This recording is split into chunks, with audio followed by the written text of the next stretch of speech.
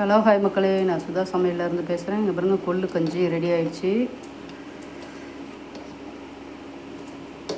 மழை பெஞ்சிட்ருக்கு, இருந்தாலும் weight loss பண்ணுறதுக்கும் கொள்ளு கஞ்சி இங்கே பாருங்க சூப்பராக இருக்குது. பாருங்க, சுவையான கொள்ளு கஞ்சி. இந்தாண்ட பாருங்க,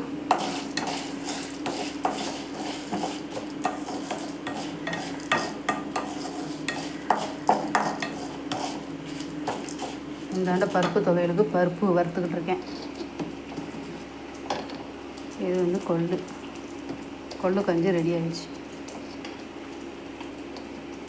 இது மாதிரி அடிக்கடி கொள்ளு வச்சு சாப்பிடுங்க, உடம்பு வெயிட் லாஸ் குறையும், உடம்புக்கும் நல்லது. சத்து கொள்ளு பூ மாதிரி வெந்திருக்கு பாருங்க, பருப்போடு சேர்த்து சூப்பரான சுவையான கொள்ளு.